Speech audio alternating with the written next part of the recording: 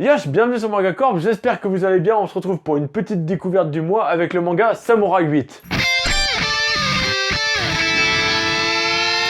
Samurai 8, la légende de Hashima Loden est la nouvelle œuvre du grand Masashi Kishimoto. Il réalise le scénario et Okubo Akira, un de ses anciens assistants, est là pour l'aider au dessin. Masashi Kishimoto a tout compris.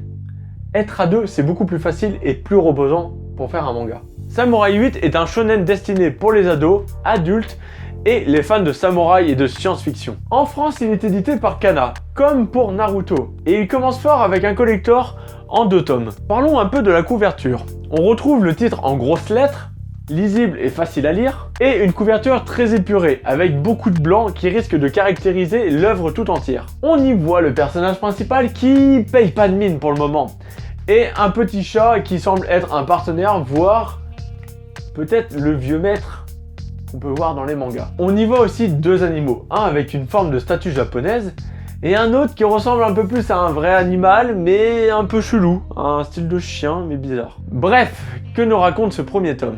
La galaxie est en déclin et seul un samouraï peut la sauver de son funeste sort.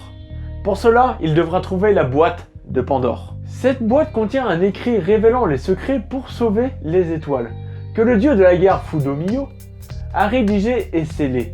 Ouais, en plus de ça, pour ouvrir la boîte, il faut 7 clés. Et j'en suis sûr, Masashi, regardez Fort Boyard et son héros, c'est Passe-Partout. Ça se tient, ça se tient. Eh, puisque c'est moi qui te le dis. Bref, avec ces quelques phrases, on se dit que l'univers va être beaucoup plus vaste que celui qu'on a pu connaître dans Naruto, et c'est plutôt sympa. Mais que nenni, puisque cela n'est que une quête d'un jeu virtuel auquel joue notre héros tout le temps. Mais une part de vérité ne se cacherait pas derrière ce jeu vidéo?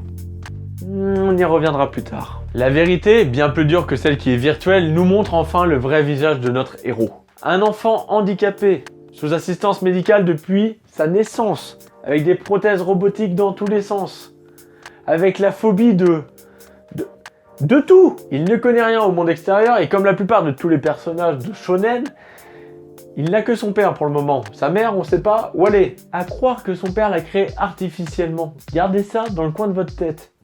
Parce que si un jour ça se révèle être vrai, j'aurais imaginé vachement en avance quand même. Dites-le dans les commentaires ce que vous en pensez de cette théorie. Un soir, il est avec son chien robot et il lui explique le principe des vœux et des étoiles filantes.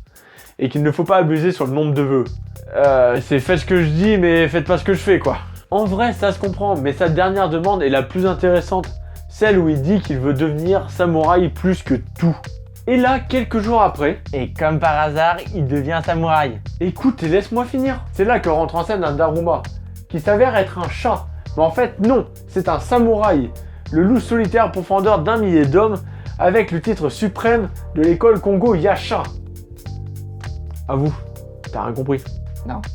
En soi, un perso avec une grosse renommée qui vient pour Hashimaru. Il vient savoir si c'est un élu. Eh, c'est impossible, c'est une bradille le mec. Détrompe-toi, c'est pas le physique qui fait un samouraï, c'est le mental. Mais le mec a peur des aiguilles.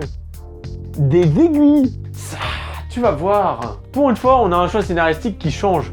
Le père se fait kidnapper et au lieu que ça soit le parent qui se sacrifie pour sa progéniture, ça sera Hashimaru qui devra se seppuku. Il accepte de se sacrifier avec une lame un peu spéciale qui vient d'une sphère qui peut conférer des pouvoirs de samouraï à ceux qui en sont dignes. Et tu vois qu'il a un gros mental, il vient quand même de se sacrifier pour son père. Ouais, enfin là, ton gars il est mort. Mais bien sûr que non. Au bout d'un instant, il se réveille avec un nouveau corps. Le garçon n'était plus humain, il était devenu samouraï C17.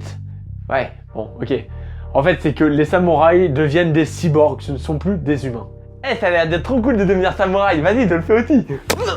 Oh, c'est pas cool. Bref, on a notre premier combat et on voit la liberté du dessinateur à découper des membres. Parce qu'il peut se le permettre vu que les samouraïs se régénèrent au fil du combat avec leur énergie. Et ça rend les combats vachement dynamiques et beaucoup plus stratégiques on va dire, et sérieux. C'est là que le maître chat lui explique qu'il l'a choisi grâce aux jeux vidéo. Et qu'il est le 8e à qui il rend visite. Ils sont devenus quoi les 7 autres? C'était des échecs. En fait, Hashimaru, c'est le premier à devenir une clé. Ça sent l'embrouille, ça. Hashimaru va apprendre du maître que les lames de samouraï sont créées à partir de leur âme et qu'ils ont en possession un Key Holder. C'est un compagnon tout simplement qui permet d'attaquer ou de se déplacer ou encore de revêtir une armure de samouraï. Un peu à la Susanoo de Sasuke ou de Madara. Bref, en ce qui concerne les émotions, on n'est pas sur quelque chose de transcendant pour le moment. Si je devais retenir une seule émotion du manga, ça serait la joie et l'émerveillement devant tout ce qui entoure Hashimaru lorsqu'il commence à sortir de chez lui. On ressent vachement la joie qu'a le personnage, mais c'est tout. Pour le moment, j'ai pas vu de gros trucs. Bon, en un tome, c'est compliqué. Le design du héros, j'ai connu mieux, on va pas se le cacher. J'attends de voir la première vraie transformation.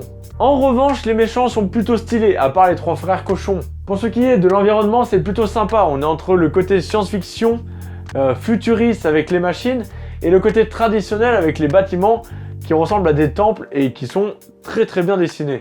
En gros, le côté science-fiction avec les samouraïs cyborgs offre énormément de possibilités et ça, c'est le point fort du manga. Mes attentes pour cette série, c'est qu'elle ne fasse pas 72 tomes et ne fasse pas de l'ombre à des futures séries de samouraïs qui pourraient sortir. Parce qu'à l'époque de Naruto, toutes les séries ninja, eh ben il n'y en avait pas en fait, il n'y avait que Naruto. Alors que depuis que c'est fini, on voit plein de séries de ninja qui sont ultra top. Du coup, le duel de samouraï se jouera entre Kimetsu no Yaiba et Samurai 8. N'hésitez pas à voter dans les commentaires pour désigner le meilleur. Kimetsu no Yaiba direct. Dans l'ensemble, le manga risque d'être un bon shonen qui va apporter un peu de fraîcheur. Et je pense que niveau combat, ils vont pouvoir se lâcher, que ce soit sur le plan esthétique ou sur le plan stratégique, pour réussir à vaincre son adversaire, ce qui sera très sympa. Voilà, c'était tout pour moi pour cette petite découverte avec Samurai 8, un bon manga qui commence doucement. J'espère que la vidéo vous aura plu, on se retrouve bientôt sur Manga Corp pour une nouvelle découverte. Yosh!